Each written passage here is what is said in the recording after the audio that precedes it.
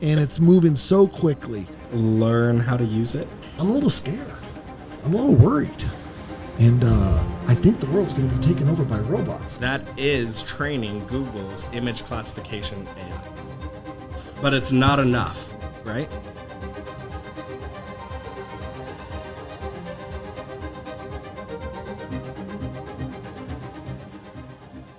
Hey, welcome to the Real Estate Rumble. My name is John Smith. I'm here with my special guests, Dustin Spivey and Jackson. I don't even know your last damn name. You're in my phone as media guy. I'm a little scared. I'm a little worried. And I think the world's going to be taken over by robots.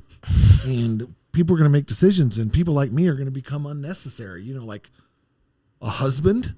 I was driving over here, and what I was thinking, guys, was I literally could be in a different country with some AV glasses on, right? Is that what they're called? AR. AR glasses. XR. Okay. See, I'm VR. old. Okay. And my wife could be in a different country, but we could virtually be in the same room and live our lives separately and have family time. Separately or online? Online. But do you understand what I'm saying? The world has changed so fast and it's moving so quickly. I literally just asked AI the other day to write me a letter about business so that I can introduce my real estate company to people. And it wrote a letter that was pretty good. Yeah. I did have to go through and make some adjustments and stuff, but I'm a little scared. Should I be scared, Dustin? Is the robots coming? I mean, robots are definitely coming. Bastards. You know, what they can or can't do, we don't know yet. I think really your concern's AI versus robots. Oh, no, but hold on. Robot that has AI in it gets smarter because it learns from itself, does it not? Well, they can. Yeah, they can have AI models that reinforce themselves and learn, but you can put guardrails on that too. You could also not put guardrails on that. So for those of you that are curious what we're talking about artificial intelligence and what else? Anything tech today, really. And since I've always been told when you don't know something about a subject, bring in the smartest people you know to talk about that subject and ask them really tough questions and hope it turns out to radio gold. And that's why Dustin's here. So we're bringing Dustin and Jackson in to talk about this. One, you guys are the right age for this, right? I believe, because you've seen over your age period, you've probably seen technology just go through the roof, right? I remember when TVs were black and white and they were like boat anchors. Now they're so light and they're cheap. Technology's just going crazy. What is your thoughts, really, though, on all this? I don't even know where to start, but I guess you could start. Yeah, I think it'll change a landscape. I don't think it'll change it any more than technology or the internet already can. It'll just change it maybe a little bit faster.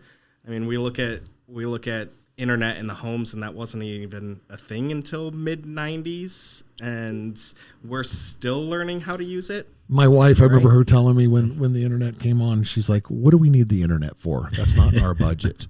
And now we can't live without it. Yeah, of course. That's what I think like AI is going to transition to. I think so many people are terrified of it, like deathly afraid of it's going to take my job. But I don't think it's a shift like that. I think it's more of a shift that's going to say, all right, this is going to help me supplement my learnings and help me accomplish tasks quicker. I think it's like the end all goal for it. Obviously, like Dustin said, if you don't put guardrails on it, it may go a different direction. But that's my thoughts. Well, there's always evil. And I think it can take jobs. I don't think there's any reason it couldn't, any more than any other technological advancement or change in any market, right? We look at new technology and we're like, it's going to immediately replace our jobs tomorrow. But it doesn't. It takes time. Industries adjust and the people doing work adjust. But there's some evil stuff out there. Yeah. And there's some evil people out there, right? We all agree to that, right? Yeah. There's some evil people out there. I won't even bring up Elon Musk. But anyway. Who's terrified of AI? He is. Yeah. Which is crazy because you think he would embrace it. Terrified. Yeah. Well, I think he'd rather control it. That's the key, right? Control it. Yeah. And that's my fear. There is no control. And you already said some safety wheels, but let's just take somebody from another country. Yep. And they decide to use AI,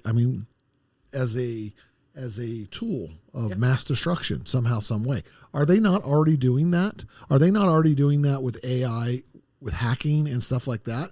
Do you think that's a computer actually doing that? Or do you think it's actually some guy or gal, sitting there just beating keystrokes trying to break in like we think we see? I mean, I think even hackers prior to AI, it wasn't, people just hacking on keyboards. They write tools to aid in what they're doing, and that's just another tool that they can utilize. Now, the advancement of that tool is, like I said, pretty quick, so we don't know a lot about all of the applications. The only thing I know about hacking is Swordfish. You ever watch that show? Anybody watch Swordfish? No. Mr. Robot, I've seen that one. Swordfish is about a 4-breast movie, just so you know. Right? Halle Berry's in it. John Travolta's in it. John Travolta's in it. And what happens is, and I don't know the other guy, the hacker, but basically he comes into a bar and they give him so many seconds to hack into the government's mainframe or something like that. They want him to do this under pressure because, you only have so many minutes, and right there in front of everybody at the table, that's what happens. And that's a real thing. Like, they've been doing hackathons since the early 2000s. Hackathons. You've hosted a hackathon. Yeah, participated Is in Fed's them. going to kick in the door? They're a lot different than, you really see. There are some that are really, try to penetrate this secure system. Okay. And those are usually held, NSA sponsored or in company or by, MIT or other, companies will do kind of more serious ones like that, but more or less they're maker-thons with tech anymore. Okay, so let me completely understand, because remember, I'm a little behind here. So the hackathon, Yes. all right? So that is a company that has all kinds of tech. A hackathon is an event. Okay, it's an event, but the company could say, hey, let's just call it Raytheon, for lack of better words. Okay. Hey, here's... I hosted hackathons there. We're going to hackathon. Raytheon's going to host a hackathon, and we're going to get 100 people in here, and you try to hack our system. Is that basically it? Like I said, there are some industries that will hold hackathons like that in a traditional way, but now it's mostly centered around tech innovation. So, bring in these microcontrollers and bring in 3D printers and bring in VR headsets and find a new way or a novel way to do data visualization or a new flight algorithm or something to that. So they're trying to get to an end goal, and so centric usually. So let's just pretend there's a box here, and that's what we're trying to do today. First one gets into that box wins. Yeah, that's what I'm saying. Yeah. I don't think isn't really the thing that they do in hackathons anymore. It's usually there's a theme, different people form teams, they build projects. Okay, so the only thing that I know a hack is somebody trying to break into something. And what you're telling me is, no, John, there's more to it. Hackathons are. No, I'm just saying that the name hackathon is kind of been lost, that they aren't usually hacking things at hackathons anymore. Okay, and I think it usually and correct me if I'm wrong, but it usually translates to jobs. So big companies will host it. That's how I got my job at Raytheon back straight out of college. I came to the hackathon here at the U of A. I participated in it, met with many companies that were sponsors or That's cool. Judges or whatever, and then got my job there and was. Well, wait, how'd you get a job? Somebody just recognized this guy's not bad. Yeah, so I had a team, we had a project, and as part of that, sponsors can host different challenges or meet and greets and stuff like that. So I just went to talk to someone at Raytheon. At the time, I was at school in Montana, and my wife was like, "Let's go back home, find a job in Tucson." So I knew that Raytheon was a sponsor of that hackathon, so I flew down to participate in the hackathon to meet with them, and then landed a job.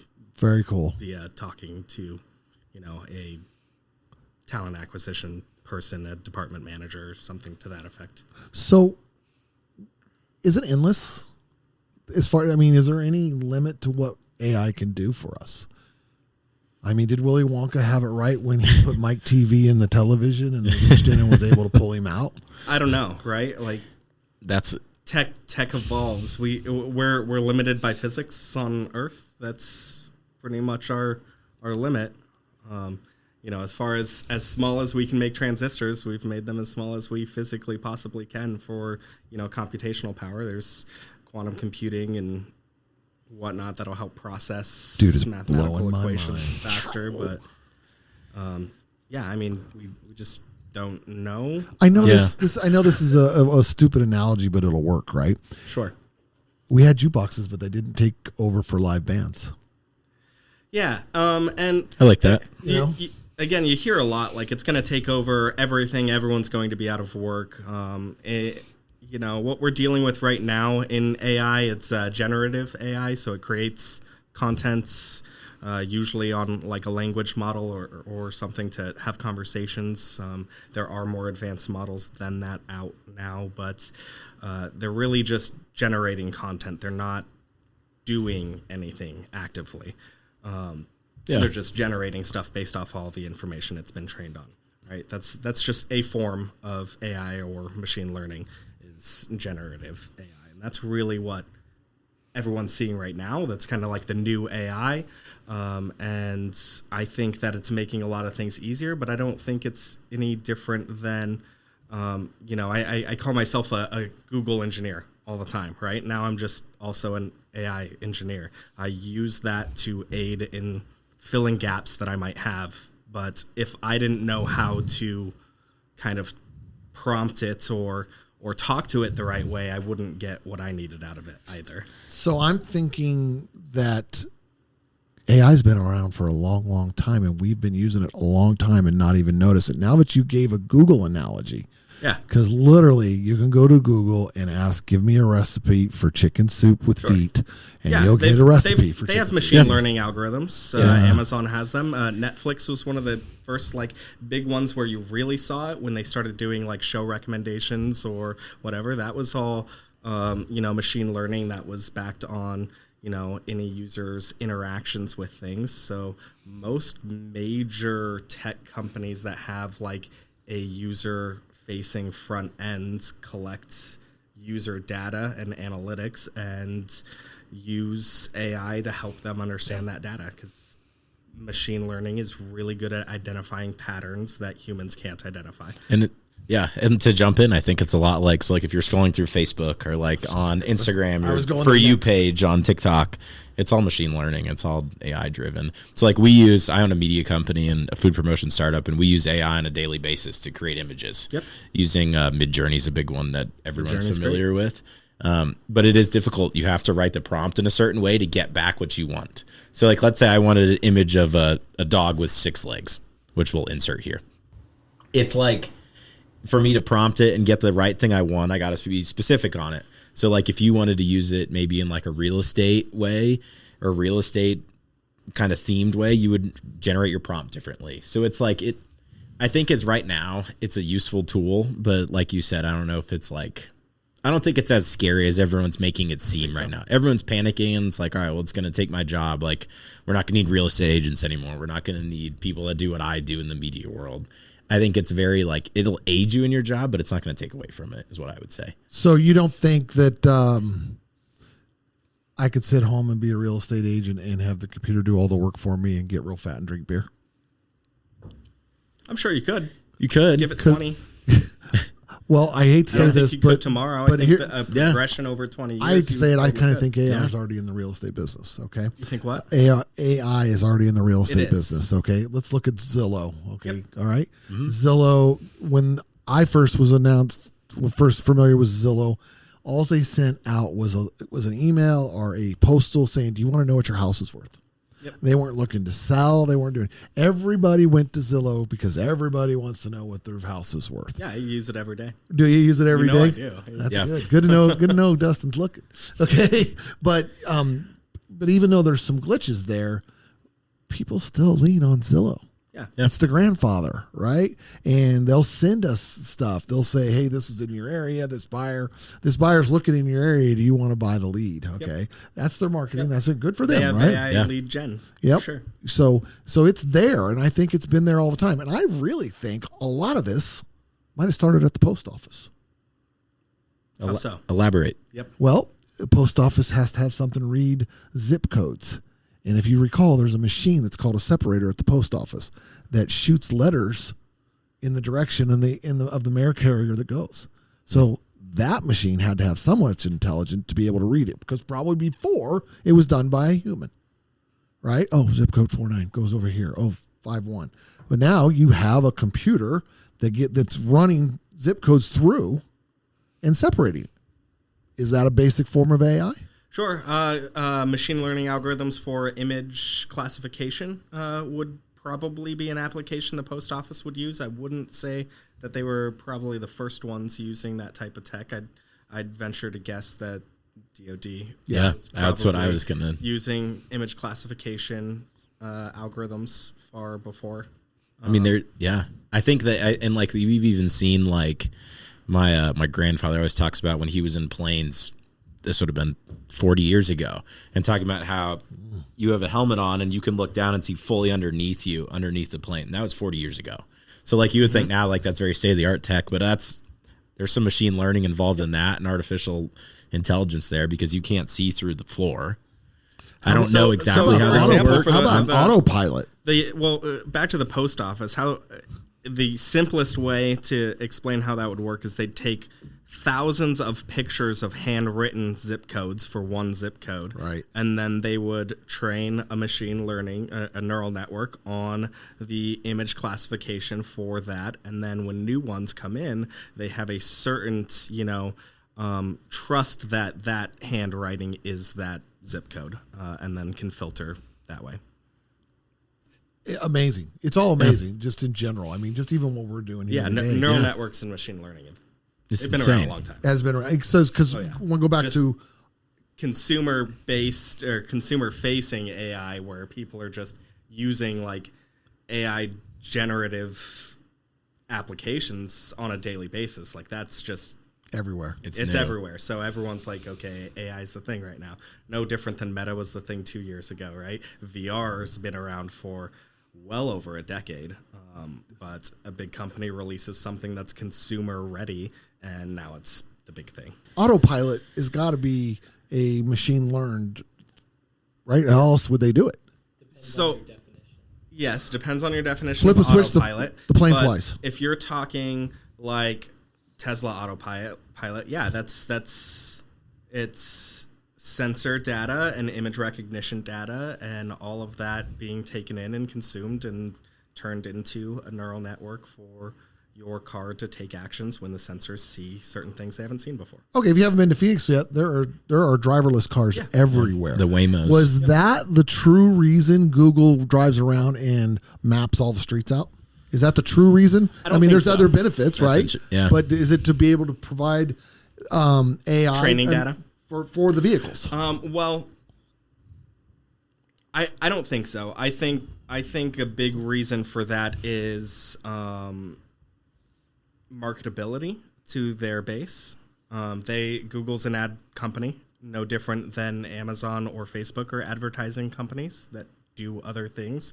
Google's an advertising company. 100%. So if they have a map system that beats out anyone else and everyone's using it and they have their locations on their phone on at all times, then they know where their people are going, what stores they're going by.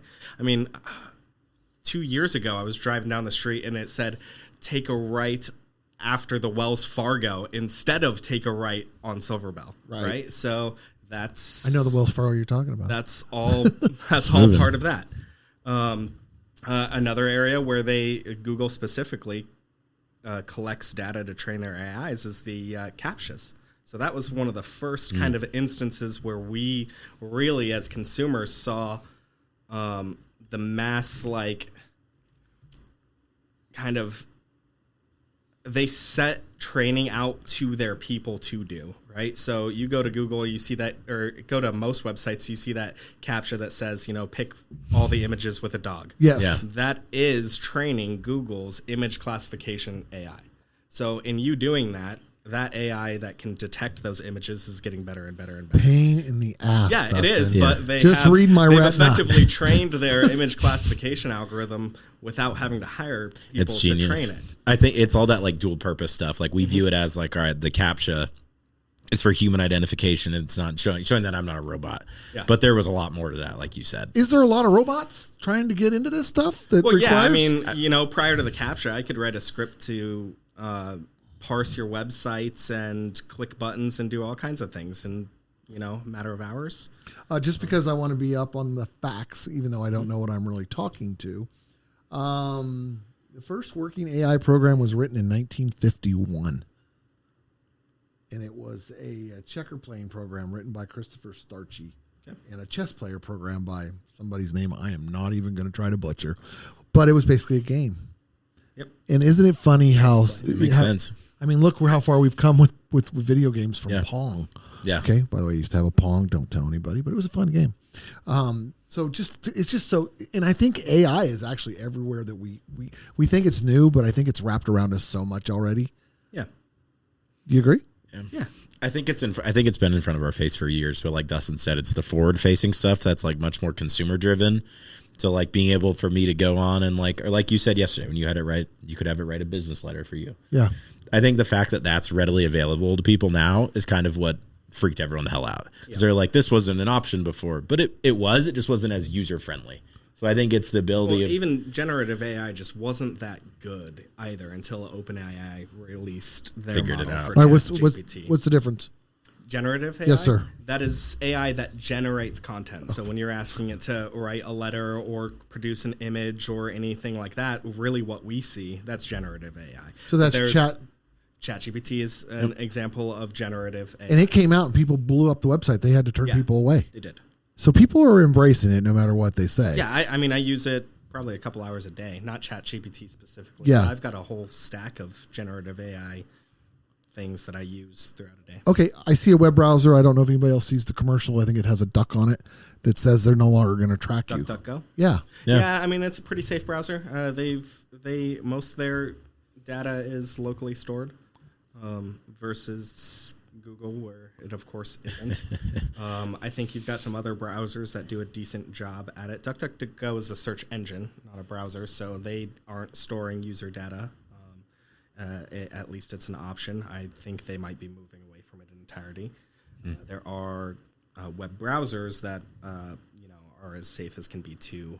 I think Opera is pretty decent. Firefox I've heard good things is about a that. good medium. It was a totally Opera and Firefox Google. came out. It was totally a new thing, and people were even afraid to go to that. People are afraid of change. I think for that's the bigger thing. I think people just get stuck in your ways, and it's easy. And obviously, I'm younger, and my I just got fired.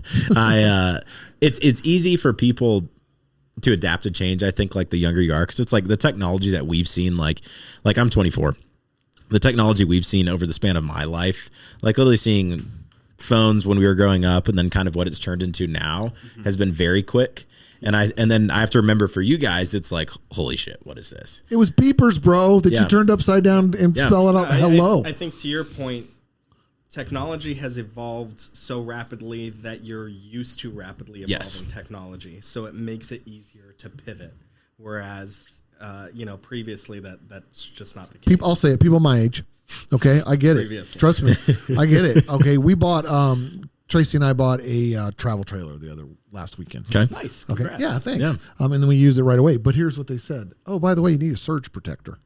Yeah. And I go, why the hell do I need a surge protector? I said, because this thing's basically a rolling computer. Everything that controls this thing has circuit boards. And then they forgot to tell me that people steal them. Steel surge protectors. Yes. Okay. Because they're not cheap. But anyway, I couldn't believe that I had to buy a surge protector. I was just going to risk it.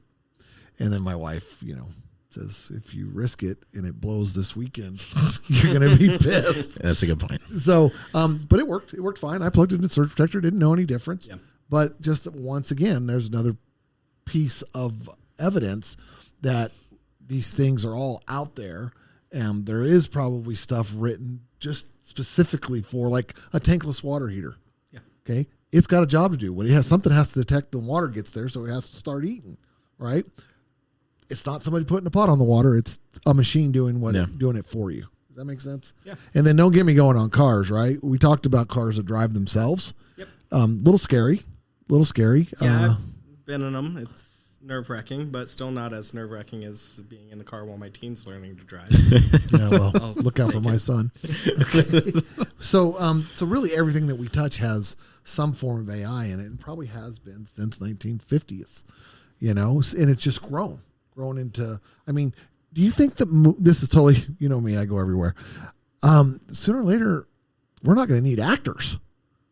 Yeah, there are definitely production companies that are exploring, generative actors. One of the hardest parts right now that is getting pretty dang close is voice synthesization and getting voices that aren't like too disturbing. And then there's still what they call in that world uncanny valley, which is where it's like the spot right where you can tell that something's not real and it makes you uncomfortable.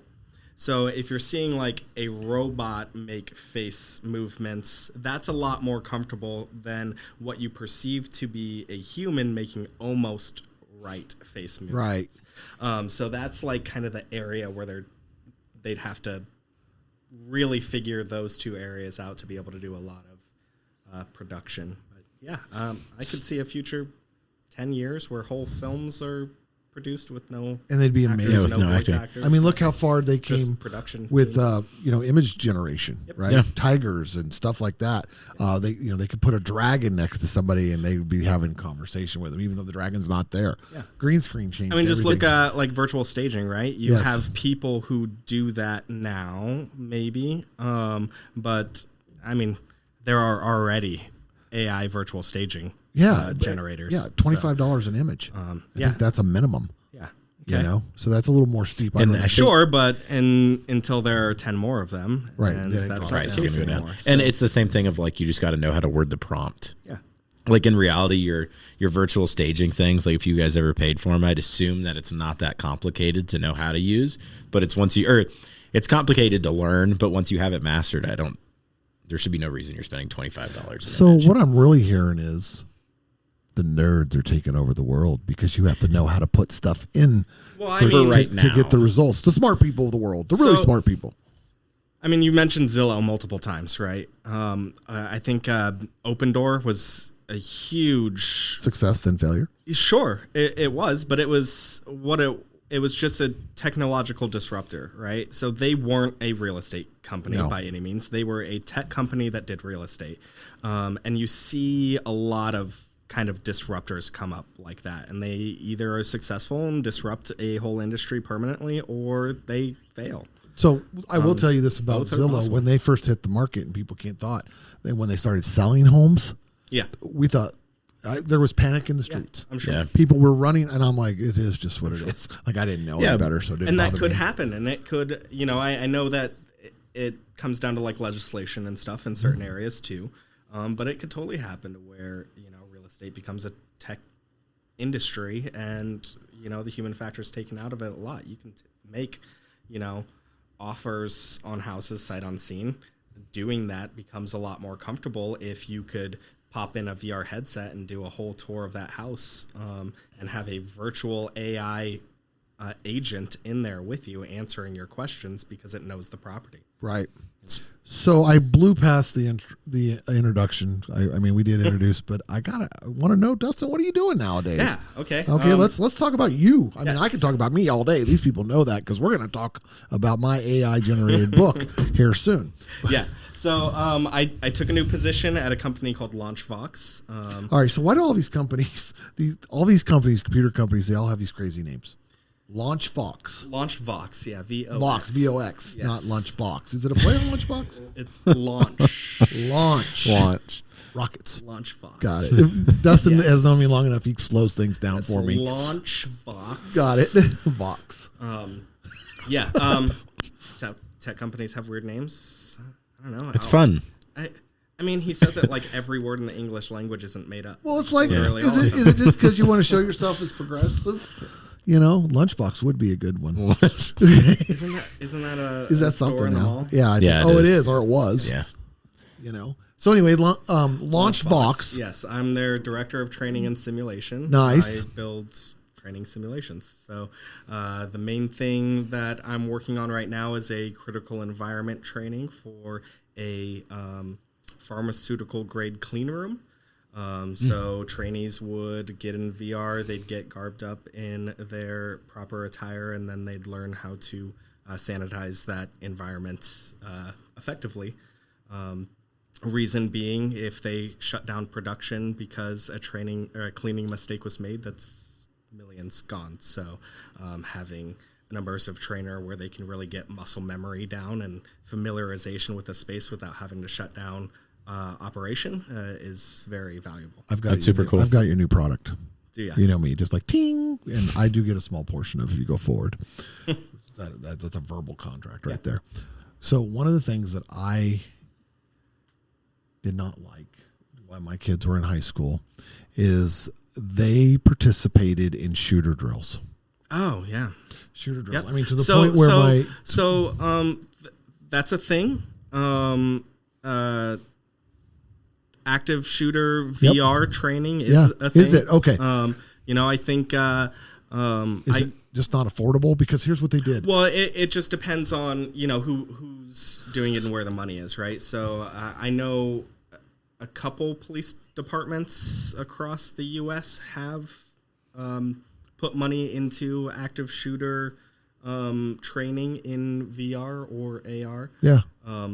I think a couple years ago, I was asked to start a team to do that for NYPD. Yeah. But that wasn't something I wanted to do at the time. I get it. But yeah, there are companies that build active shooter and other first responder training. I know another company that I talk to pretty regularly. They're called Expert VR. They build fire training. So yeah, it's just where I was going is my son was in the drama department area there, and they recruited those kids to be actors. And so they'd have to get dressed up, makeup like they actually got shot. Oh, jeez. Oh, yeah. So could you imagine? My son took it with a grain of salt, but not all of them did. Yeah. Right? Some of them walked out emotional. So that could be something you could actually put staff through. Yeah. That's something that would make society better, or is making society better, according to you. Yeah, so we definitely have trainers for things like that. Another area that's pretty big is like VR therapy or PTSD therapy. So that's a pretty big area. Another area that we're seeing, and we're working on a project right now, it's a soft skills trainer. Yep.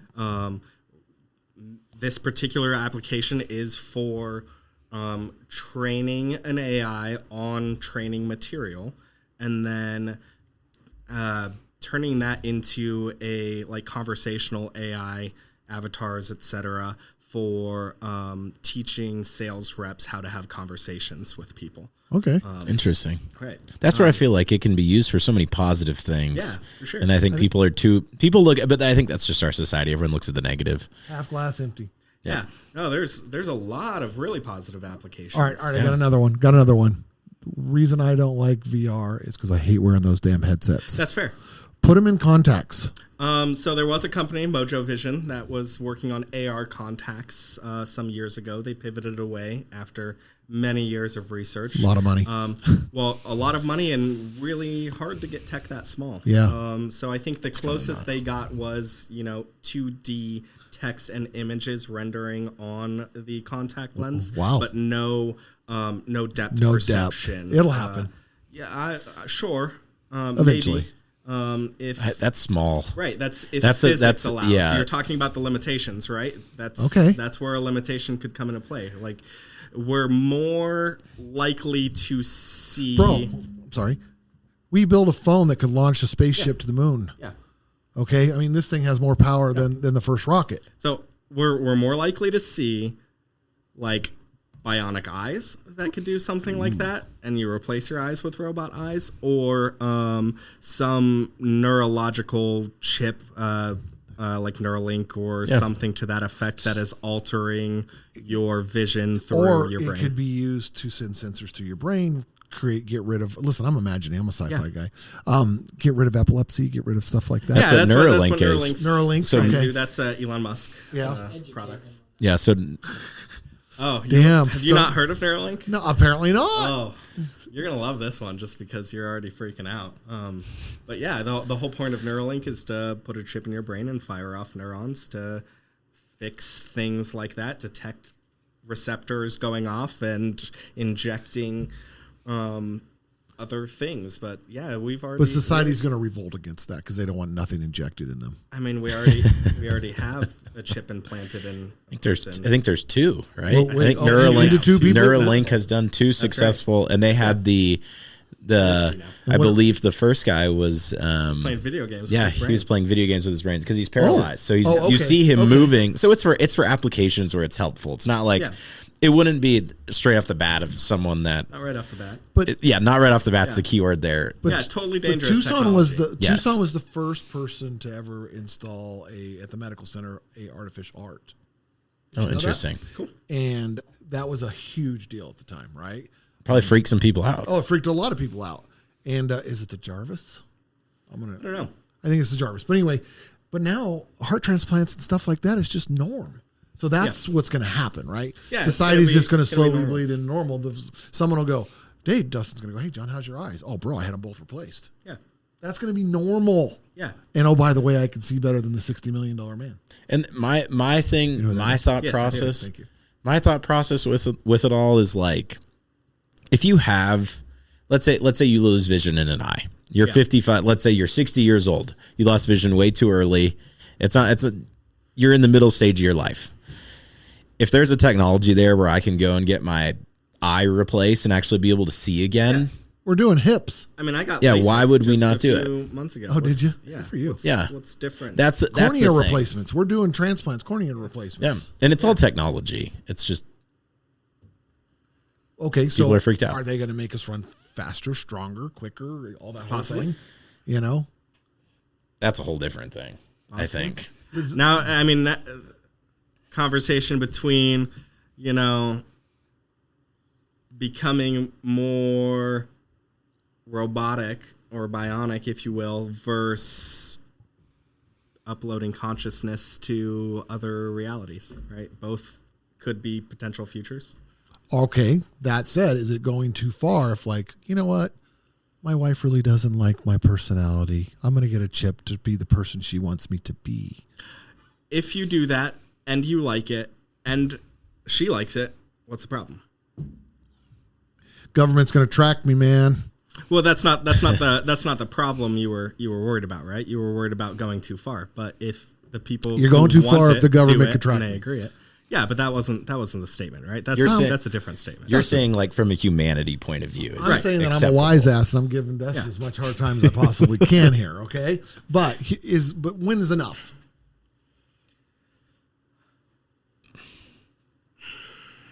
I don't think anyone has an answer to that. No, of course not. And technology will always evolve faster than our adaptability What did to I just it. get an evil look? Go ahead. And no, I'm just trying to think of how to formulate the Okay. correct response, right? What's enough for you is going to be different from literally anyone else. Okay, So how do you draw those lines? And the answer has proven to be that you can't, Okay. because you think there's a line. Somebody, maybe a foreign country, to your previous point, doesn't think there is a line. They're going to do that. And then Technology is going to advance faster than legislation can keep up with it, and faster than our feelings can keep up with it. We'll get hit with what comes out of this world, and we'll adjust the best we can All right. to everything. We got technology to bring people back to life and have their body be sustainable with artificial Sure. stuff. Yep. Could be a reality. Sure. Why not? Yeah. So I guess what you're trying to tell me is if you can think it, it could happen. Within the bounds of physics. The reason I wanted to come in here without any knowledge is because this is some of the same questions that just people on the street are walking around. Yeah. Yeah, for You sure. guys get taught a lot of stuff in first grade, okay, including on how to do a PowerPoint. And guess what? Senior in high school, and I still didn't know how to do a damn PowerPoint. Yeah, okay? I mean, I got That's all the way through edu- high school without really a computers class, Yeah. actually, myself. Yeah. And, I don't know. I thought you mentioned a lot that, like, younger people just have the technology their entire, lives. So, Well, they woke up next to it. As users, they're going to know a lot more about it. But I can tell you that the amount of people who still don't know crap about how a phone works, in younger generations is astonishing. And it's because, there was a sweet spot where you still had to learn you had to learn about the technology to use the technology. And that has more or less gone away, right? We've made most devices so easy to use that you couldn't troubleshoot it on your own unless you had an interest to investigate how to troubleshoot it. And you wouldn't need to. Right. But you could go somewhere, bring it to a shop, ask somebody who does know. The need to know how all of it works has declined significantly. Little bounce off a different subject, though, but it kind of just made me think. AI may be taking some jobs away, but it's also creating jobs absolutely. because we're going to need like self-checkout. We're going to don't get me going on that. I mean, I can get you going because it's the same exact conversation, right? Yeah. This new technology came out, everyone's freaking out, but there's manufacturing facilities that have to produce that. There are maintenance people who have to maintain it. There are software engineers who have to develop that software. And yeah, sure, it's taking away a cashier that I didn't want to talk to anyways job. I'd love to talk to people. Cashiers are I like my to favorite. talk to a lot of people, but sometimes I just want to go to the store. And I actually think in that instance, you actually create more jobs. And you're creating more jobs with. how many jobs do you think sustain one self-checkout machine? The machine. Yeah. Oh. Sure. No, because There's a lot of variables. think about anytime a self-checkout machine breaks. Okay, you got a repairman. I think it's more than one. You have someone making the parts. You have someone making the chips for it. You have a different provider making the screen. It's like your phone. Like everyone, engineers. everyone views your phone as like, all right, it's made by UX. Apple, or your phone's made by Samsung, but that phone's made by however many different companies making individual pieces of it. So it's like something as simple as like he said, self-checkout. It's probably being that self-checkout machine you see at Target's probably being made by few hundred different providers would be my guess, maybe for individual pieces. I think jobs, no matter what, when technology advances, even with the wheel, jobs are lost. But if you look at the employment rates, they're not like the self-checkout didn't kill careers in America. Like people still have jobs. But I don't want to check myself out. Sure. I don't work there. Sure. And if you and everyone that believes that stopped going, they would have to have a solution for you guys or they would not be able to sell product. But you guys don't. You still go. I don't go. You don't? I refuse. I go stand on the line where there is it. I don't care how long the damn thing is. I'm going to make my point. Nobody cares. My wife that's gets fine. mad. But it's not enough, right? Right. Because the consumers have more or less shifted, and that's going to continue to happen.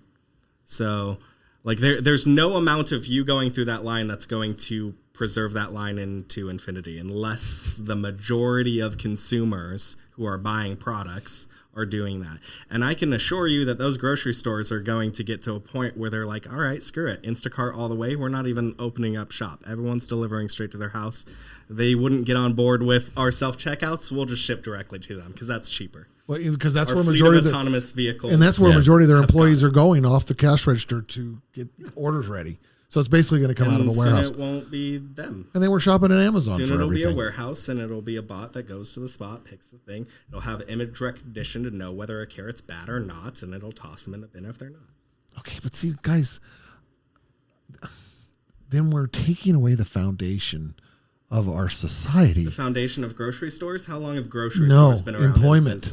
Yeah. Okay, we're because taking away hold that. on a minute. Who's usually in those positions? People that are just joining the workforce. Okay, people that need to learn how to work, learn how to perform. I was at McDonald's the other day. I walked in, there was nobody. I could see nobody. I had to touch a screen to order my friggin' Big Mac, okay, which I hate anyway because it's overpriced. Okay, so now my Big Mac's overpriced. I'm taking my own order, and then the food comes out. This one person walks out and goes, "Here you go." Yeah. Okay, I worked at McDonald's. Sure. And I learned how to work. You did when you were learning what you were learning in school. Beep. Because that's what was relevant. But schools and education also adjusts so that people are ready God, I'm for talking the to my kid. No, it's just reality, right? So you just claimed earlier that one of your kids was learning PowerPoint in like first grade, or people are already learning. No, I didn't claim. That's what happened. Sure, right. Because the landscape of what they need to know by the time they're work ready. He came to has Rumble changed. today. Did he come? I mean, he came to battle. Now, I will also tell you, It wasn't fast food. I also made $3.65 an hour, and guy, Sure. the My entry first job was $5.15. entry level right now is 15. Yeah. Sure. That's So- a whole different And how much does argument a house and cost? conversation. Not enough. Yeah, Well, that's a mess because of just the suppliers, and I mean, we could go into that sure. for Yeah. hours. Same with how Yeah. much we need to pay people to be able to afford those things. I agree. Trust me. It's just the landscape changes. It changes with technology. It changes with people's Is it fear. is it a Changes with a lot of revolving? things. It's constantly changing. It's never. I mean, no matter how you look at it, society's changing forward. It's an exponential curve. It's not like we have linear, gradual growth. at all. We go backwards sometimes.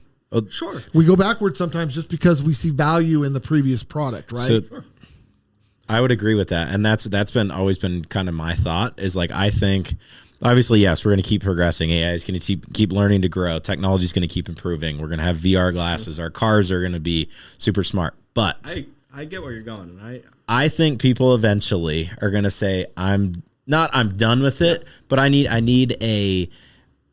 some time away. Yeah. So I think people are going to hit the wall where it's like AI is doing everything. Like, what if I sat down and wrote a book? Yeah.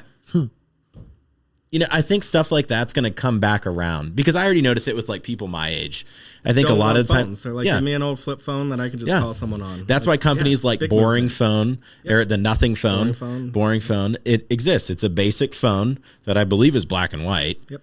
And the whole point of it is it's like it's a smartphone per se. It's touch screen. Yeah. But the whole point of it is it's for people that want to exactly. Sure. Yep. And I think stuff like that's going to happen. But then obviously a lot of it depends on government regulation as well. Yeah. So I don't. Yeah, and a lot of it has to do with convenience, right? Like, it just. Yeah. I think we often choose what is convenient. So you're saying society's getting lazy, which is opening the door. I don't think it's getting. It's gotten. No, I think it has lazy. been. I think we always want to find ways to make what we do easier, right? I don't think that comes from necessarily a place of laziness, though I'll say that I got into computers because I wanted computers to do things for me that I didn't want to do. But I wouldn't say I'm a particularly lazy person either, right? I think we just want the things that we think suck to not suck anymore, right? And I think that's often branded as laziness, like, oh, they just want this thing to do it for you. Well, yeah, if I can make a machine make the money that I'm working hard to make, I would do that, and then I'd probably work hard to make another machine to make me more money. Right? Like, and then sell it 1,000 times. Right. Yeah. I don't know. Are there people who don't want to work? Sure. But that's going to be no matter what. Yeah. Yeah. Yeah. I don't know. I think as far as, kind of having a tech revolt and any of the societal things, right? Like, a tech revolt's not going to stop tech innovation. I think people continue to solve the same problems over and over and over again, but with new toys, right? Like, there are no problems we're really discussing as like humans with problems we have with each other or the government or society that haven't been solved in other societies, and then they collapse and then they restart and whatever over the time of all of humanity, right? Like, these same problems we're fighting about aren't problems that we haven't solved and then not solved many times over. What really scares me is drones. Okay. I programmed some okay. of them. You're like, drones. I know that's a little off there, but it's not the drone that I pretend to fly and crash into trees. It's the mass amount of drones that, like, are we talking military drones? Are we talking delivery? I think drones, it all could be applied. I think just work with me here, okay? The amount of drones that they were able to get to do a fireworks display, an amazing there are a couple array, companies that do that, right? I mean, huge amount of drones. Yep. Unless they got turned into military weapons, but I'm a little too late for that because guess what? I think it's already been there. They're already. I mean, we don't have consumer drones because the military didn't have drones before, right? Military has drones. How long has they had them? If I knew, I probably couldn't tell you. Yeah, good answer. I would argue early 2000s, maybe even 90s. Yeah. Like but it was all done as a different way. It wasn't the drone we may think nowadays because technology catches up. What may be a drone, which we had seen in the last 10 to 15 years, that was the size of an airplane, we now see drones that are shrinking down and actually are kind of like suicide bombers, right? And I know we're getting stealth drones. Yeah. Yeah. I mean, when I was growing up, stealth fighter, right, was just a mystery. It didn't really exist, but it existed. None of it. And then one day, there it was. Yeah. It was they let us see it, and now you see it all the time, right? All the time, because the technology, what you think got shared, or did somebody stole it and it just became available to everybody? I think there are people who work in industries that move to other industries, and they try to start up their own things. They're like, I want to do this, but commercial or something to that effect. Right. Was it so the creator or one of the creators of the Oculus VR headset, now the Meta headset. Same thing? Yes. Okay, because I got an Oculus. So the Oculus is now Meta. Facebook bought Oculus some years ago. The optics in it, I believe Raytheon, maybe Hughes created the optic like lenses and whatnot in it. I could be wrong, so it's just what I heard. But I do know that one of the creators of the Oculus, like he runs a DoD company, Anduril. All right, what's a DoD Anduril. company? Department of Defense. Oh, okay. Just I'm thinking. Yeah. Okay. Yeah. I mean, that's like I don't want to say it's a logical shift for someone like him to make, but it's like if you make something if you're making something that is that easy and user friendly for like the public to use, imagine what you can do with DoD funds and money like that. If I had to guess without really knowing what he's producing, it's probably some unmanned stuff. And Maybe some he's dropped. I feel like he released that he's going to have a new headset come out. So interesting. If he has a new headset coming out and he's DoD, that's going to be, it's a soldier headset. That's, an enhanced battle. Yeah. you could control a drone just with your headset. I mean, there's all kinds of things to do. You can control a drone with a Neuralink chip in your brain here soon too. There you go. So I saw the only connection I have with drones will be the large one with the big round head. Only because I saw it on a movie, and the guys were sitting in a box somewhere in another country, and they were sending drones over for strikes, right? But really, somebody could just program a computer to a destination, and a drone could attack. Is that correct? It could drop a bomb. I mean, in theory? theory? In theory. Yeah. In theory. Yeah. I think that's Because then you don't have anybody pulling the trigger. I mean, we already have unmanned crafts. Right. But I guess what I'm saying, Dustin, is there's still a man in a different location that's required to operate those drones and fly them. I believe for the most part that is the case, even in DoD applications, with my for real limited knowledge on DoD policy regarding drones. There is a large amount of like mistrust in unmanned systems and AI. So the regulations in that space are really high. Are they that high in China? Probably not. Probably not. So Russia, we obviously have a war going on that we're all following at some point, right? And I've noticed that the drone attacks have increased on both sides, because how can anybody penetrate into, my Russia head, which is like the big bad wolf, right? Okay, these are the 80s. It was a Cold War. But anyway, that they're actually able to penetrate into Russia and actually cause damage into Russia. Okay, but vice versa, Russia sent 1,200 over the other night to attack on the other side. Yeah.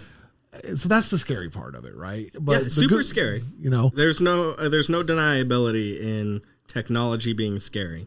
The U.S. has been fighting a battle since its inception to make sure that it has the better technology in all areas, and it's very costly. I mean, if you've looked at the defense budget at all, 2.5. It is very costly, but it is because technology advances, and we don't want it to advance faster than we can advance, right? And different countries have advances in other areas that maybe we're not thinking about, or we have advances in areas they're not thinking about. That's kind of the game. So you mentioned always not new, not since electricity. You mentioned launch Vox. I got that right this time. Yes. What is? I'm sure they do more than just do training.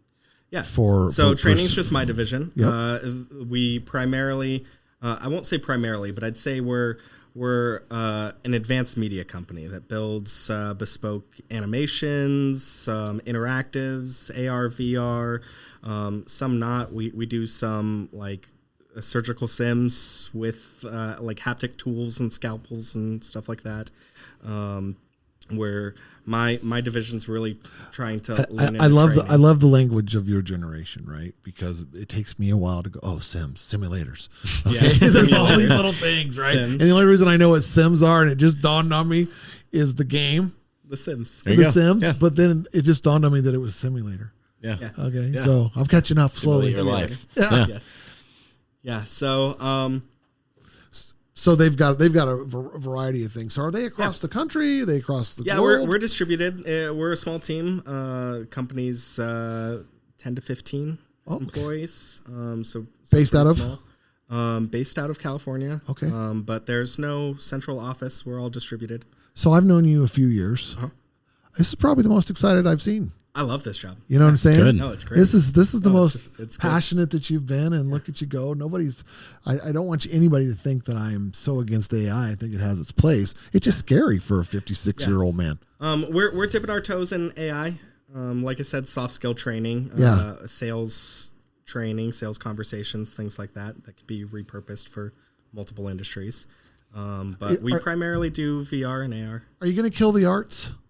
Yeah, absolutely. You know what I'm saying? Yeah, you're going to kill the arts, right? Half our team is artists. Okay, well, That's the part that I think people like. Half our team is artists. Some You're of killing them the use arts, some of man. those tools. Okay, photography. Sure. Okay, which small passion of mine, obviously, for those of you that know me. But I can't even post my stuff on a social media page without sometimes somebody going, AI bullshit. Yeah. And I'm like, nope, here I am standing right next to the sunset. Well, how many of those people commenting are actually AI bots? Probably. There's a good amount of bots out there just to cast aspersions on whatever relevant topic right now, and they're everywhere. So, and where are they coming from? Is that stuff that people are is that another form of hacker? Huh? Is that another form of hacking? Sure. Yeah, that's like social hacking, right? Yeah. Social behavioral hacking. That's totally a thing. Where there are companies who, for sure, or even governments, that would do whatever they could to alter the viewpoint of a populace. For sure. It's no different than what any marketing agency's been doing for ages, right? Convincing you to buy their product. It's just in a different way. They're trying to convince you to buy their ideas by pretending they're A real somebody person. they're not. Got it. So without getting too political, bear with me here. Okay. Don't care who you voted for. Okay. We have a president and we stand behind the president no matter what.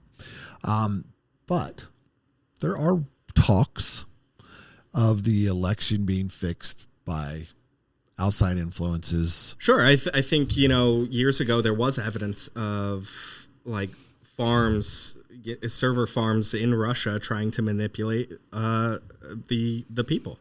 For sure, but I don't think that's on any one side at all. I think it's anyone who has an anywhere. idea they want to sell, any company, any large financial interest that's trying to sway a population towards something. That's, it's all about money. Just public manipulation. Is it It's all all, about I money? feel like it's all. I mean, we know it's all money. Yeah. We know the government's all Money money and in the power. first place. But Now, I know that sounds silly. It's it's bordering conspiracy, but there are bots out there that, of course, try to manipulate how you feel about something. Well, it's get like- you riled up about yeah, something. look at like deep fakes and like stuff like that. They For exist like, for a and reason. it exists and people. I mean, that's the part that like. And I'll take a step back. So like deep fakes obviously like impact elections no matter what it is, impact our world and people's opinions because it's like you don't know if what you're watching is real. Are you familiar with deepfakes? No, but I'm listening. So it would be like essentially it'd be like if you took a video of Donald Trump or Joe Biden, whoever it was, Whoever you choose. yeah, whoever you want, Keanu and Reeves. There are some really good Yeah. Keanu Reeves deepfakes. yeah. So it's essentially just a recreation, and Dustin, jump in here. It's a recreation of that person saying things that they never actually said. It's completely artificial. Okay, I know that. I've seen those. Yeah, so you've seen it, and people I think years ago, like mid 2000s, used it just kind of as like a joke, and people would make music videos with like I remember seeing like Obama sing a bunch of songs on YouTube, and it's like these are all fake, obviously. It's like jib jab. But being able to Yes, tell them that's essentially apart is yes. getting harder and harder. And that's the part where like it's going to be up to legislation, and I think it's going to be platform to technology. platform. Yeah, it's going to vary. So like X, Twitter, whatever you want to call it now, has like their version of their checks for it. And you can think whatever you think about it, but they have community notes, which is essentially supposed to be like, all right, I Or can like tell Facebook's you. like, Yeah. like I can't think of this- what it's called. This thing has false information. Exactly. Or something to Exactly. That effect. Fact checkers. Yes. Is, I think really what it was called. Some fact checking algorithms. Yeah. I think a lot of people think that is actually someone behind a keyboard saying, "No, I don't agree Yeah. with your opinion." No, But it's really not. just like they have an algorithm that also could be flawed, and we've seen that they are flawed. Yeah. Reading all the content that comes by and saying, we believe this to be false because X, Y, and Z. And yeah, so that's like there's And we need versions of that. I think so. to I think protect so. ourselves. It's a check and I think balance, so. right? Well, Yeah. I mean, we what we don't need is versions of that infringe on the First Amendment right? And that's where a lot of people are like, well, I'm saying what I want to say, and that's okay. But I think it is important to have technology that can discern the difference between real and not, because it is getting way harder as a human to do that. Even with images, images that are generated now, it's so hard. There are plenty of really bad ones, of course, where there's extra fingers, the guy has 3 noses, whatever. It's always hands. It feels like it's limbs that it struggles with. And you ask most actual artists that hands is something that they really struggle drawing, right? I think it's getting harder and harder for humans to discern whether a picture is real or not. You're saying you're posting real pictures and people are like, nah, that's AI. But it's not so hard for software to determine whether it is or not yet. So Well, there's some little bit of AI in your phone. Even when you take a photo, it automatically corrects it to make the best image out of itself. Yeah. Sure. I mean, there were previously, with just like filters and things like that. This is far from AI. That's really an algorithm that goes pixel by pixel and does a set thing. Now you are seeing a lot of like, well, add this into my image that wasn't there, and AI is generating things that didn't exist, which is definitely different. I have a question though. When we're talking about fact checking things, Yes. something that I've been a big proponent of is Web3. So everyone has their own opinions on Web3. So Web3, when I'm saying Web3, I'm kind of referring to blockchain technology, cryptocurrency, non-fungible tokens, that kind of world. That kind of popped off a lot in COVID because I think people were bored out of their minds, didn't have anything to do. Still hit some companies trying to hire for that stuff. So I think my personal thoughts on it is Web3 is like the internet was in the early 2000s. When everyone got into it and we started some stuff in Web3, we had a little bit of, my business partner and I, Matthew, the person behind the camera right now, he and I dabbled a little bit in non-fungible tokens and kind of NFTs. NFTs. So I called you about those. Yeah. So like my thought process with it, and I'm more so referring to blockchain here, is like the metadata aspect of it. Yep. So metadata, and you can probably explain this 10 times better than I can tell you can add different, it's essentially like lines of code that you could program into a picture, or it's basically where I'm trying to go with it is. You're talking the picture in terms of NFTs? No, I'm just saying in general. So like, let's say people are struggling now with photos online, whether or not they're real. Yes. Shouldn't the metadata behind that picture be able to tell us if it's a real photo or not? It could tell you the source of that photo. Okay. Or its entire history, transaction history, So, if you will. So I mean, Bitcoin is based off the same sort of thing, Well, right? hold on. You brought up Bitcoin. Yeah. I'm sure some of you have done rather well this week. Okay. And Doge. I don't own any crypto. Gronk even knows it's not real money. Okay. I mean, it's real money if it buys things. Oh, there you go. Which it can. So there's a great story. And I'm pretty sure the Treasury recognizes it as a currency. And I know of one person who brags about they've done the only transaction in Arizona with Cryptcoin as far as buying a house with it. Oh, interesting. Okay. Yeah, but the contract states that has to be in U.S. dollars. So I think it had to be converted. Yeah, so it's on the exchange. It's a currency. Okay. Yeah, it's on the exchange. Most of them are now. And there's someone wanted to buy my laptop in college for 50 Bitcoin, 1 for 1. And I was like, nah, man, I'm good. You regretting that now? Oh, I regret it every day. Okay, just checking. So 50 Bitcoin now is you're substantial. You're sitting pretty, and we'll pop in the if you're watching the video version of this, we'll pop in what Bitcoin's currently sitting at because it's blossomed over the last. I don't even want to talk about it. My son wanted to. It's in the thousands per. Yeah, my son wanted to get into it, and I said no. He goes, "Come on, everyone's getting rich," and I go, "No." So woke up and all my friends are rich this morning. There's that great story about the guy that like when Bitcoin first came out and he used to pay He paid for pizza pizza? with it. Yeah. He bought a pizza with it. He's like the Bitcoin pizza guy. Yeah. And the amount of Bitcoin he spent on that, he would have been, So rich. he would have had a ton of money. Yeah. But like, you never know. but my with thing is anything, like with all that world and like Web3, All right, what's Web3? that's like the blockchain technology. I know what that is.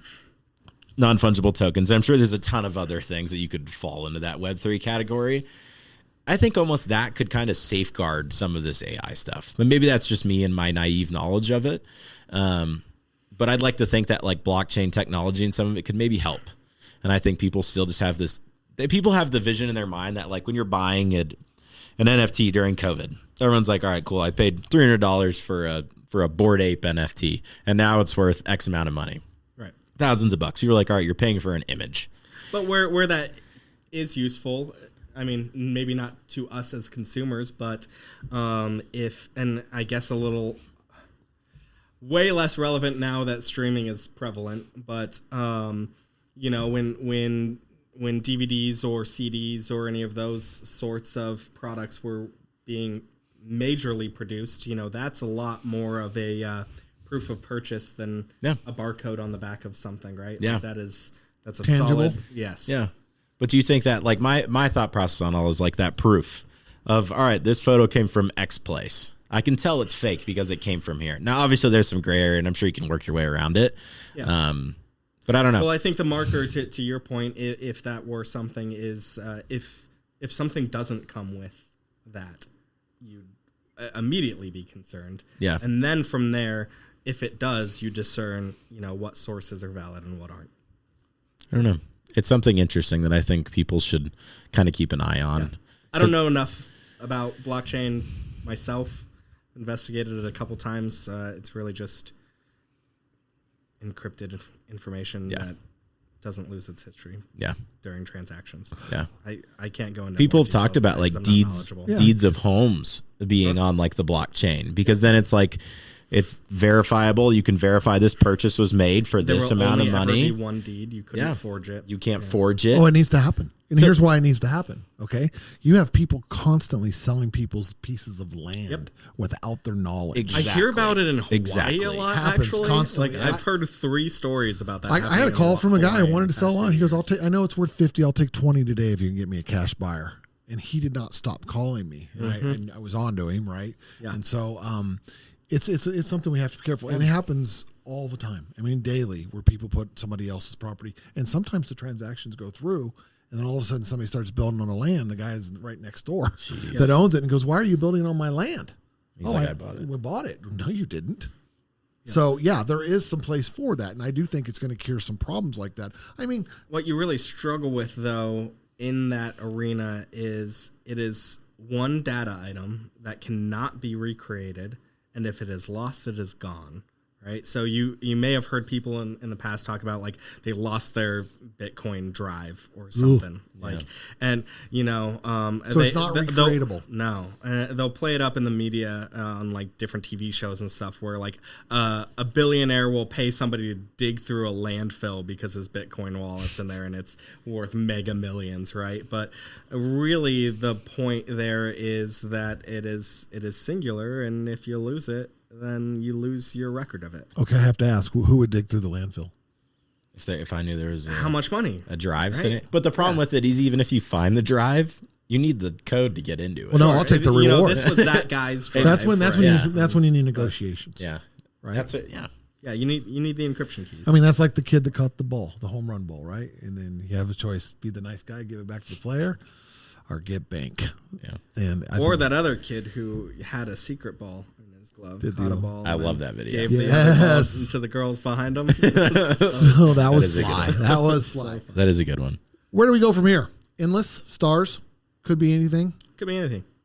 You know. I mean, with anything, adapt or be comfortable not fitting in with that thing, and that's okay too. There, like was mentioned before, you know, there's tech revolt. There are people who just don't want to be involved in certain things. Even myself, you know, I work on a computer all day, and you know, I get asked all the time what games I'm playing or what I'm doing, and the last thing I want to do after working all day is be on a computer. Right.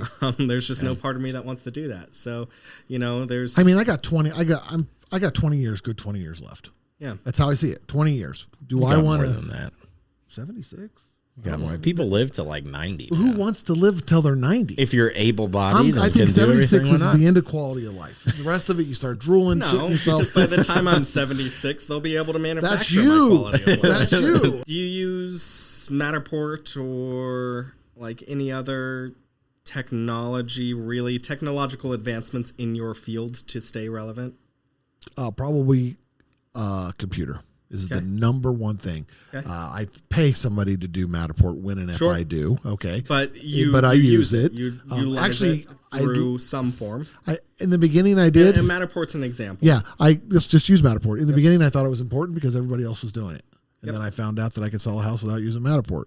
Right? Because I am the type of guy that wants to go show you the house and make you put feet on the ground. Yeah. And I don't want technology to get in my way of opinions, because when you get out in the housing market, you're going to find out two things. One, there's some really shitty photographers out there. Two, there's some really good photographers that make shitty houses look good. Okay? You can beep all that. Okay?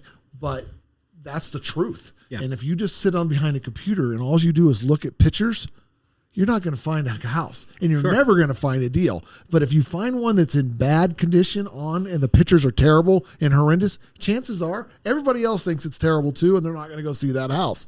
Is that not an opportunity for you to get on your feet on the ground, go look at the house, and all of a sudden, that house looks pretty darn good. The pictures were just bad. Yeah. Because they just didn't know what they were doing. Yeah. So that's what I have evolved in, is someone knowing that I need to go there. Now, does it have its purpose?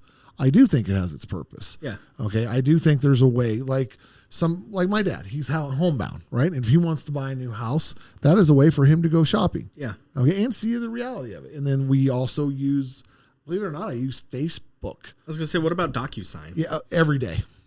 Okay. Yeah. Absolutely. Every day. And would you not adopt DocuSign because you want to feel authentic and write? No, that's a totally different subject.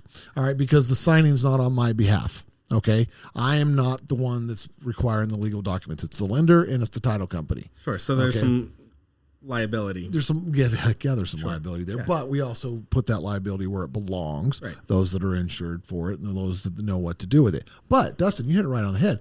They are now doing video signings for cash sellers and cash buyers, because there's no requirements by a lender that requires a wet signature, because that's really what it comes down to. Yeah. They want to make sure that and that's why you're signing in blue ink instead of black, because they want to make sure it was actually signed by somebody. Yeah.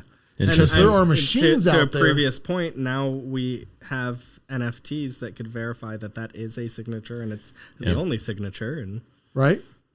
And I mean, even just the encryption and digital signatures that exist on like Adobe and some other, form filling. Can I just use my fingerprint? Probably eventually, I would think. I don't know. How often? Totally susceptible to biohacking. Yeah. Okay. What about your eyeball? Same. Right. Somebody cut your eye out, and then they can put it up there. I could just take a picture of you. That'd be much easier. Is that all it has to be done? Possibly. So why do they go through the hassle pulling the guy's eye out on the movies? Because it's cool. All right, that's it's way fun. It's way more fun. It depends, right? We've seen like face lock. I don't use it on my phone, but people unlocking that with pictures of people, right? Like seriously. Now I use my fingerprint on my phone. I don't care who goes in there, but it's just kind of cool. Yeah. I'm sure if I put my finger on your phone in 1,000 different ways, one of them would hit. Really? Probably. Okay. Just depends on how good your sensor was or how clean it was when the word is clean, right? Yeah. Because phones are disgusting, I think, in my eyes. Yeah. All right. So we've talked about where we're at. We've kind of talked about where we came from. Yeah. What's on its way? What else do I have to be afraid of? What's the coolest, what's the coolest technology you think that we're going to see here?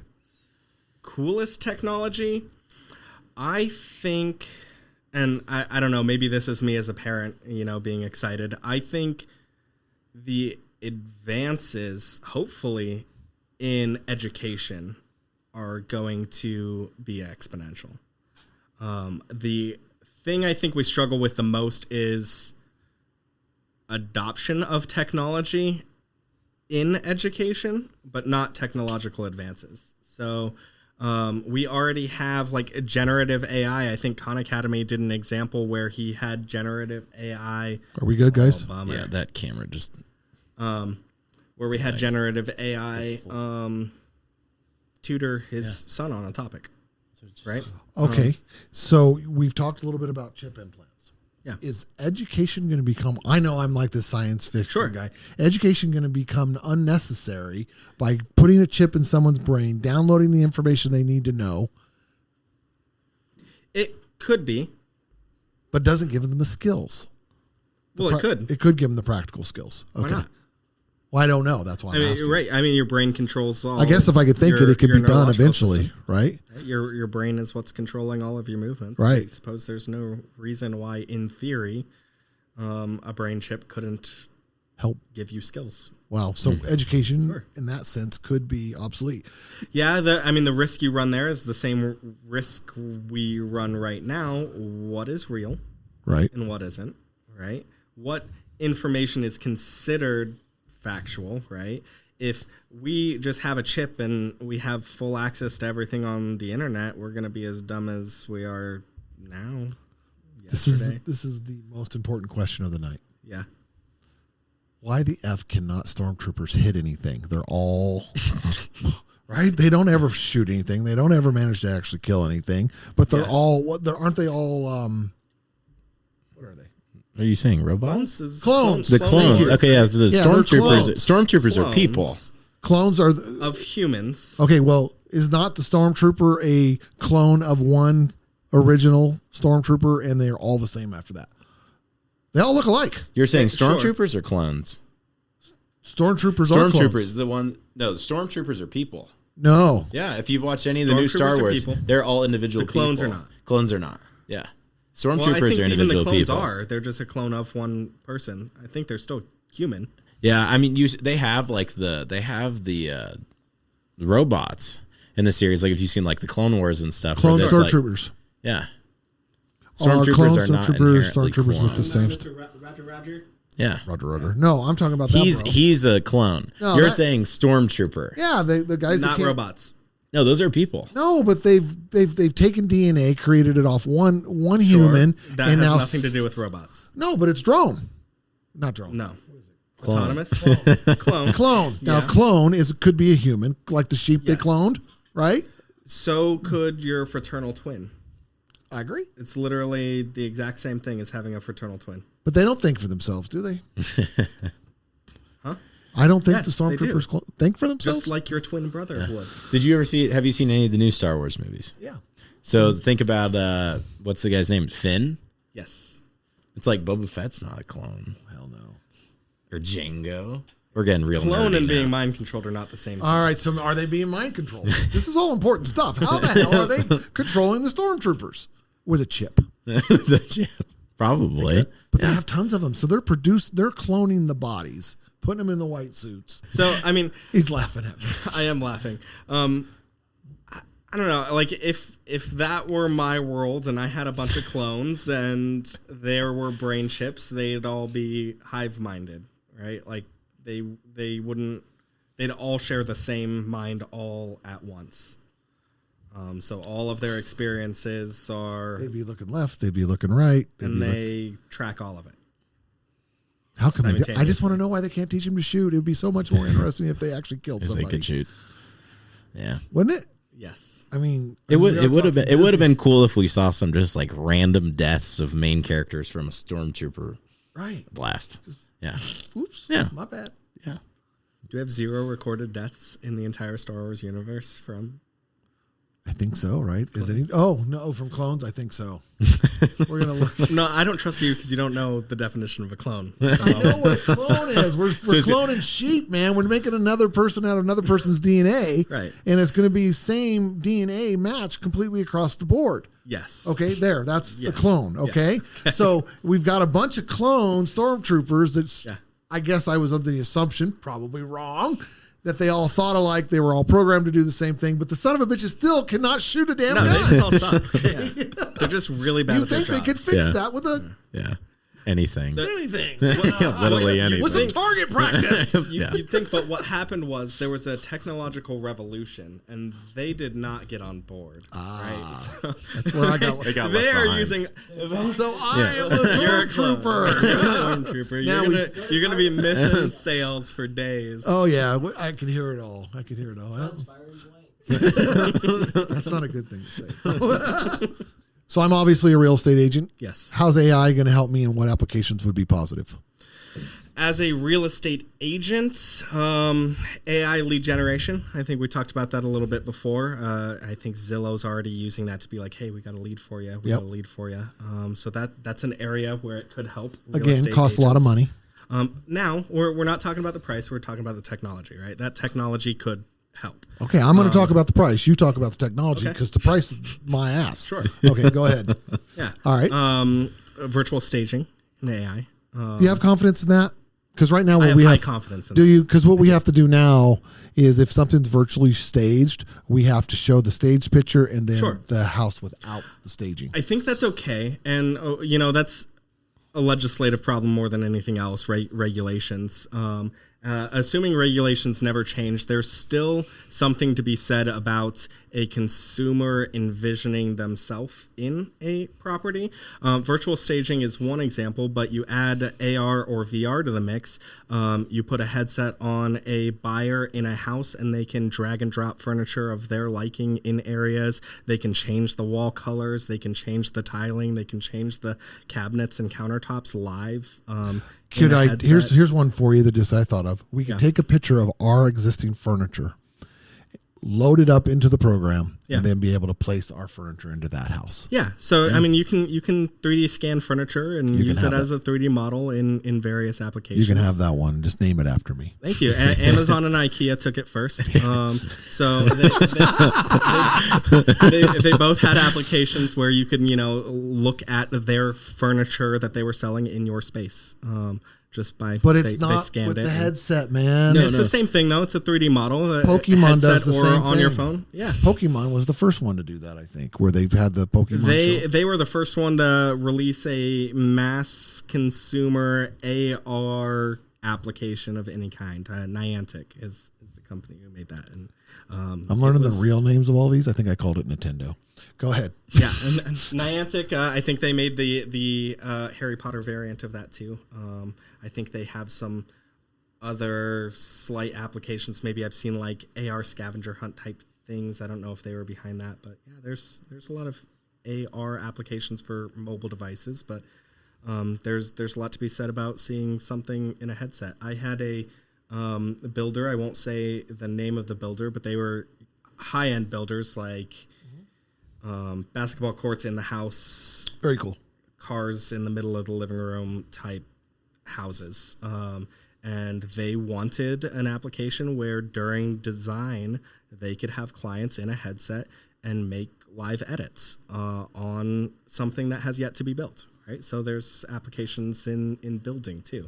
That's cool. In construction, they're doing design reviews once you get to the plot of land and seeing where the plumbing is going to be laid out, or where the walls are, or where the electricity is going to be, what the HVAC is going to look like, and being able to do that in a layered way where you can disable things, see through theoretical walls, and change plans live there on the site or before you even get to the site. There's a company doing some pretty cool data visualization stuff. They're called Bad VR. But one of the data viz tools they have is like a network heat map. So they can see what areas of their house they have strong pings from their routers and what areas they don't. Same thing could apply in home inspections. You do 3D thermo scans of a house and you see where your heat leaks are during an inspection. That's all there. All right. I've seen that stuff with like drones too. People use it a lot for drones on just like properties. So you had mentioned, so this is number 2.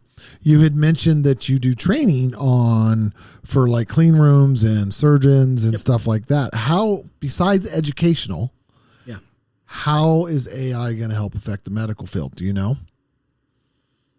I mean, I envision it that while in the operating room, okay, that if something is to arise, they can go, for lack of better words, hey Siri, how do I remove this gallbladder with 6 stones above past this section here? Sure. Yeah, that's totally possible. Live aids,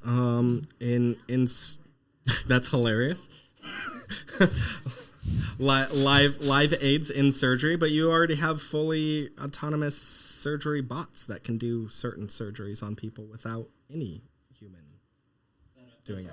Yeah, That's that scary. exists. It's probably happened to me and I didn't even know it. That exists. Probably. I mean, my Yeah. even my LASIK, I sat under a machine, looked at a light for 4 seconds, moved to another machine. I don't think the doctor. I thought they had to touch your eye with that. Maybe on one of the machines, but the other one that cut my cornea open and moved the flap. You didn't over. even feel it? No, I felt it. Oh, you felt it? Yeah. Man. We just lost Matthew. It wasn't that bad. The whole surgery was literally less than 2 minutes long. Wow. And you can see well? Yeah, perfect. So it's funny because as we're talking, just so I can catch up That's with my... a cash cow. Yeah, I bet it is. They crank people out of those facilities, and it's like, I don't know, 3 to 10 grand depending on insurance per person.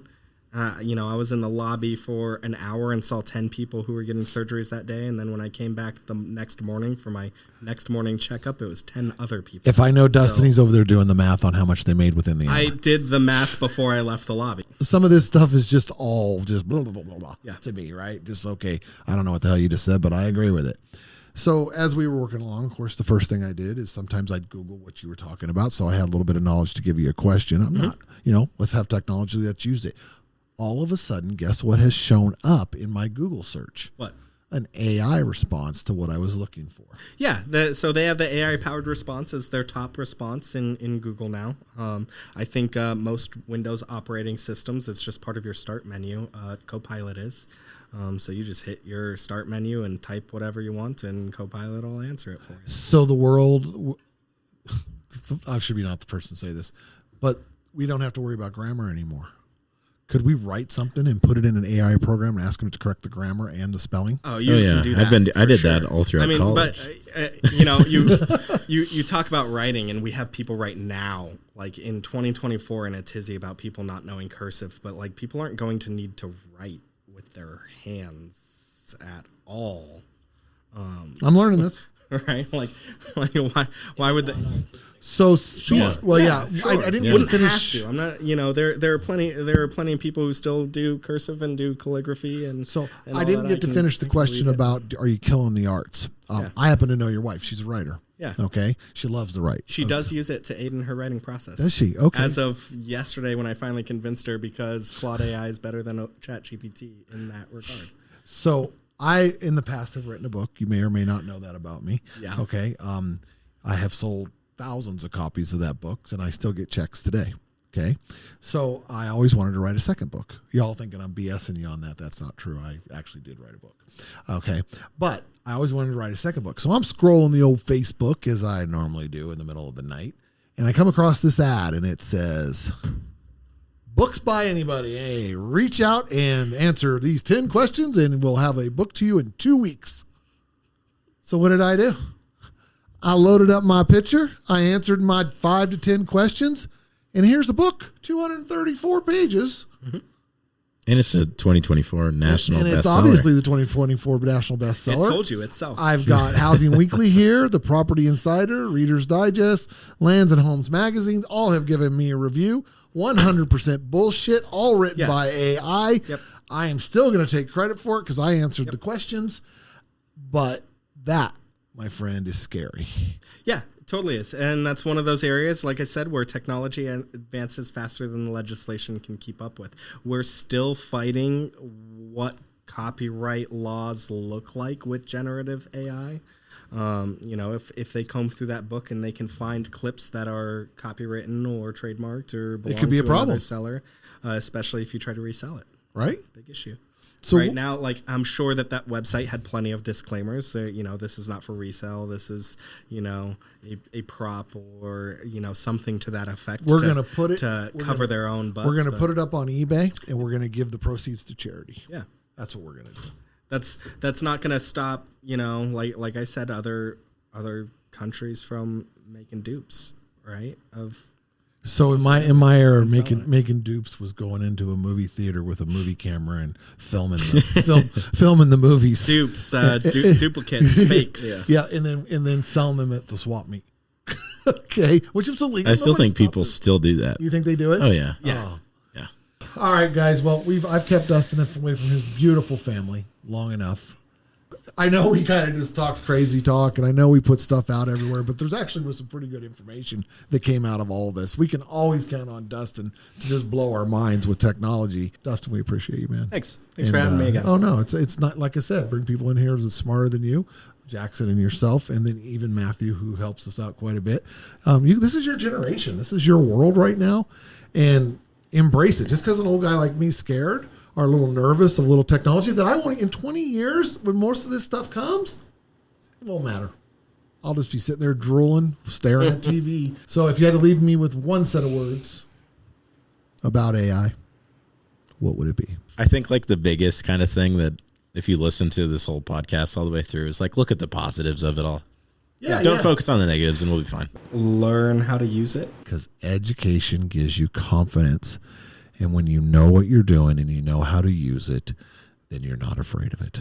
If you have any questions about today's show, feel free to reach out to us directly at smithandbollinger at longrealty.com. And always remember, we're here for you for all your real estate needs. Whether it's residential, commercial, investment, or land, we got you covered.